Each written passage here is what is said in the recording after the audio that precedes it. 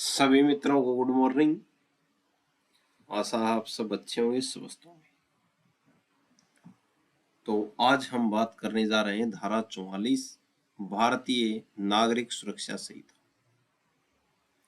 धारा 44 के ऊपर हम बात करेंगे। आइए शुरू करते हैं। धारा 44 क्या कहती है? पुलिस को मिला अधिकार तोड़फोड़ करने का। भाई ठीक है, तो धारा 44 के बारे में हम चर्चा करेंगे। भारतीय नागरिक सुरक्षा संहिता, जिसे बीएनएस बोलते हैं, धारा 44। आइए शुरू करते हैं। भारतीय नागरिक सुरक्षा संहिता की धारा 44, जो पहले सीआरपीसी जो थी उसमें ये धारा 47 थी। भाई ठीक है, तो धारा 44 पुलिस को यह पावर देती है कि अगर कोई मुजरिम किसी घर या बिल्डिंग में छिप गया तो पुलिस वहां कैसे घुस सकती है। ठीक है, अगर मान लो किसी ने अपराध कर दिया और वो अपराधी भाग के किसी बिल्डिंग में घुस गया और बिल्डिंग में घुस गया तो पुलिस वहां पे कैसे घुस सकती है, उसके बारे में पुलिस को पावर देती है धारा 44। ठीक है, बात नंबर 1, घर के अंदर आने देना। भाई घर के मालिक की जिम्मेदारी क्या है? किसी घर के घर में अंदर बढ़ गया कोई अपराधी मुजरिम अपराध करके, तो 3 पॉइंट समझते हैं भाई इसके बारे में। पुलिस की पावर क्या है, पुलिस वहां कैसे घुस सकती है किसी के घर में। शुरू करते हैं। तो घर के मालिक की जिम्मेदारी क्या है? तो उसके घर में मुजरिम घुस गया तो घर के मालिक की जिम्मेदारी क्या है? पुलिस को अंदर आने देना। अगर पुलिस के पास किसी को गिरफ्तार करने का वारंट है या उन्हें पक्का यकीन है कि अपराधी किसी घर के अंदर है, ठीक है, तो उस घर में रहने वाले व्यक्ति की यह कानूनी जिम्मेदारी है। क्या कानूनी जिम्मेदारी है उस घर में रहने वाले व्यक्ति की? वह पुलिस को बिना रोक टोक अंदर आने दे। तलाशी लेने के लिए पुलिस को पूरी सुविधा और मदद दे। ठीक है भाई, तो धारा 44 बोलती है बीएनएस की, ये पुलिस को अधिकार देती है, पुलिस को पावर देती है, अगर कोई मुजरिम किसी घर या किसी बिल्डिंग में छिप जाता है तो घर के मालिक की जिम्मेदारी है कि पुलिस को अंदर आने दे बिना रोक टोक के। तलाशी लेने के लिए पुलिस को पूरी सुविधा और मदद दे। ठीक है, अगर पुलिस के पास किसी को गिरफ्तार करने का वारंट है या उसे पक्का यकीन है कि अपराधी की इसी घर में किसी घर के अंदर है, तो उस घर में रहने वाले व्यक्ति को यह कानूनी उस घर में रहने वाले व्यक्ति की यह कानूनी जिम्मेदारी है कि पुलिस को क्या करे, बिना रोके टोके अंदर आने दे और पूरी सुविधा और मदद दे तलाशी करने के लिए। पॉइंट 1। दूसरा पॉइंट क्या कहता है भारतीय न्याय संहिता की धारा 44 में? दूसरा पॉइंट है जब दरवाजा बंद हो। ठीक है, दरवाजा या खिड़की तोड़ना। तो ये मान लो कि जिस घर में अपराधी छिपा है उसका दरवाजा बंद हो तो पुलिस को क्या पावर है?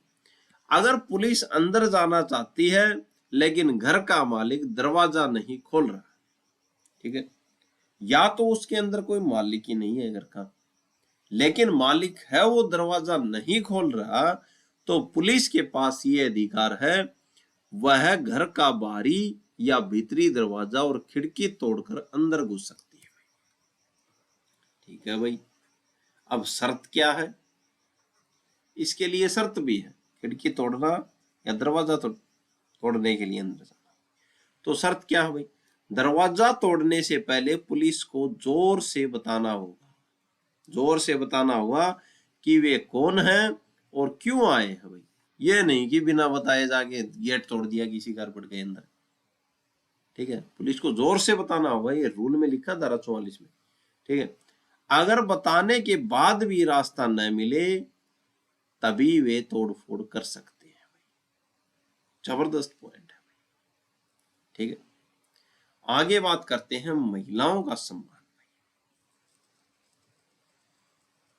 अगर उस कमरे में कोई ऐसी महिला है जो पर्दे में रहती है और बाहर के लोगों के सामने नहीं आती, ठीक है भाई, तो पुलिस सीधे अंदर नहीं घुसेगी भाई। पुलिस पहले उस महिला को सूचना देगी कि वह वहां से हट जाए और उसे सुरक्षित बाहर निकालने का पूरा मौका देगी, उसे सुरक्षित बाहर निकलने का पूरा मौका देगी। उसके बाद ही पुलिस उस कमरे में घुसेगी, ठीक है। तो महिलाओं के सम्मान की भी बात धारा 44 में कही है, ठीक है।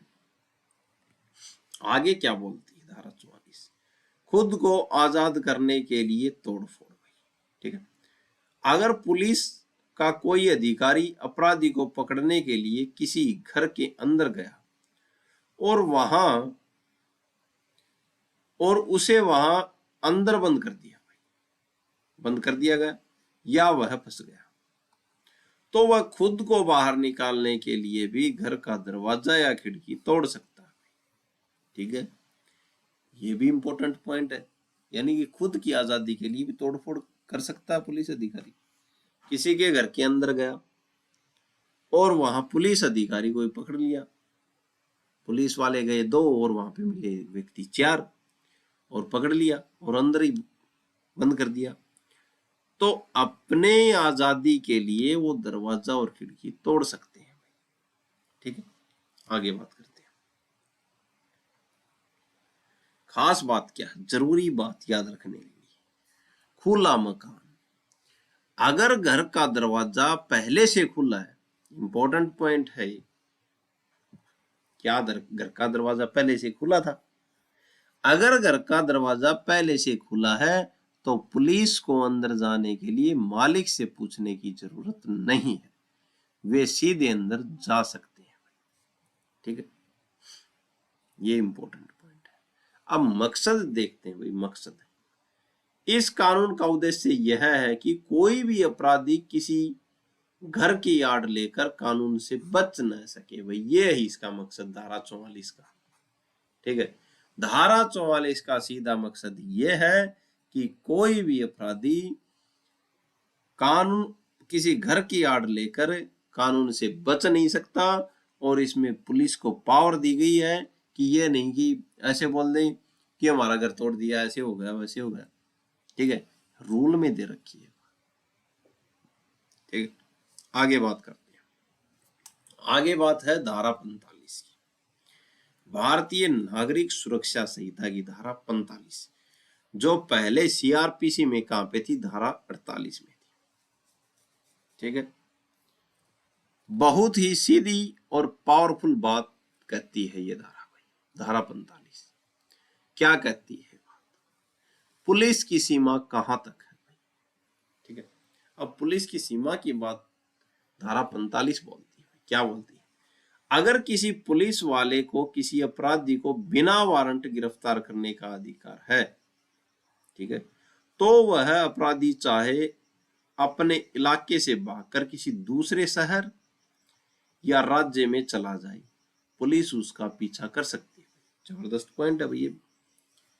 अगर किसी पुलिस अधिकारी को किसी अपराधी को बिना वारंट गिरफ्तार करने का, यानी कि कौन सा अपराध है बिना वारंट के गिरफ्तार करने का, संज्ञेय अपराध है, तो अगर किसी अपराधी ने संज्ञेय अपराध यानी कि बिना वारंट गिरफ्तार करने का अधिकार है किसी पुलिस अधिकारी को किसी अपराधी को, तो वह अपराधी चाहे या अपने इलाके से भागकर किसी दूसरे शहर या दूसरे राज्य में चला जाए, पुलिस उसका पीछा कर सकती है। उदाहरण देखते हैं, उदाहरण क्या है, अगर दिल्ली पुलिस किसी मुजरिम का पीछा कर रही है और वह भागकर हरियाणा, पंजाब या मुंबई चला जाए, तो दिल्ली पुलिस के पास यह पावर है कि वह पूरे भारत में कहीं भी जाकर उसे पकड़ सकती है, ठीक है। कौन सी धारा है, धारा 45 बोलती है, सिर्फ भारत के अंदर, ठीक है। इस धारा की सबसे बड़ी शर्त यह है कि पुलिस की यह पावर सिर्फ भारत की सीमा के अंदर ही काम करती है, ठीक है। अगर अपराधी भागकर नेपाल, दुबई या किसी दूसरे देश चला जाता है तो भारतीय पुलिस सीधे वहां जाकर उसे इस धारा के तहत नहीं पकड़ सकती। उसके लिए फिर अंतर्राष्ट्रीय कानून का पालन करना पड़ता है। ठीक है, तो अंतर्राष्ट्रीय कानून का पालन करना पड़ता है किसी दूसरे देश में अगर कोई अपराधी भाग गया हो तो, और इसी कारण बहुत से अपराधी बच जाते हैं यहां से भाग के। आगे बात करते हैं धारा 45 इंपॉर्टेंट। आगे बात है धारा 46। धारा 46 क्या बोलती है? यह धारा बहुत ही जरूरी है क्योंकि यह मानव अधिकार, ह्यूमन राइट और पुलिस की जिम्मेदारी से जुड़ी है। पुलिस की जिम्मेदारी से जुड़ी है भारतीय न्याय सुरक्षा संहिता की धारा 46, जो सीआरपीसी में पहले क्या थी, 49 में थी। का सीधा सा मतलब है उतना ही जोर आजमाओ जितना जरूरी हो। तो धारा 46 का मतलब सीधा सा उतना ही जोर आजमाओ जितना जरूरी हो। ठीक है, तो मानव अधिकार से जुड़ी हुई धारा है। जरूरी देखते हैं इसके पॉइंट। जरूरत से ज्यादा सख्ती मना है। अगर पुलिस ने किसी को गिरफ्तार किया, पुलिस ने किसी को गिरफ्तार कर लिया, तो वे उस पर केवल उतना ही कंट्रोल रख सकते हैं जितना उसे भागने से रोकने के लिए जरूरी है। ठीक है, अब भाग रहा ही नहीं और उसकी हथकड़ी के ऊपर हथकड़ी लगा दी, ये तो गलत है, क्योंकि उतना ही कंट्रोल रख सकती है। धारा कौन सी है? 46 बोलती है बात, उतना ही कंट्रोल रखो क्योंकि मानव अधिकार से संबंधित धारा है। उतना ही जोर आजमाओ जितना जरूरी हो, ये नहीं कि वो भाग नहीं रहा, वो आराम से और आप हथकड़ी पे हथकड़ी लगा रहे हैं उसकी। ठीक है, उदाहरण देखते हैं। अगर कोई अपराधी शांति से पुलिस के साथ चल रहा है और भागने की कोशिश नहीं कर रहा, तो पुलिस उसे बेमतलब में घसीट नहीं सकती, बुरी तरह बांध नहीं सकती या मारपीट नहीं कर सकती उसके। तो आराम से जा रहा है फिर भी पुलिस उसको घसीट रही है, तो ये बचाव करेगी धारा 46। ठीक है, बेड़ियां और हथकड़ी। ठीक है, कानून कहता है कि हर गिरफ्तार व्यक्ति को हथकड़ी पहनाना जरूरी नहीं है। ठीक है, अगर पुलिस को लगता है कि बंदा शरीफ है और भागने की फिराक में नहीं है, तो उसे बिना हथकड़ी के भी ले जाया जा सकता है। बेवजह जंजीरों में जकड़ना इस धारा का उल्लंघन है, धारा 46। ठीक है, इंपॉर्टेंट बात नंबर 3 क्या है? अगर पुलिस हद पार करे तो, अब पुलिस हद पार करे तो क्या हुआ? यही इस धारा की सबसे बड़ी बात है। धारा 46 इंपॉर्टेंट है याद रखने की। अगर पुलिस वाला किसी को टॉर्चर करता है या जरूरत से ज्यादा बल इस्तेमाल करता है, पुलिस के लिए सजा उसे पुलिस अधिनियम 1861 की धारा 29 के तहत सजा मिल सकती है।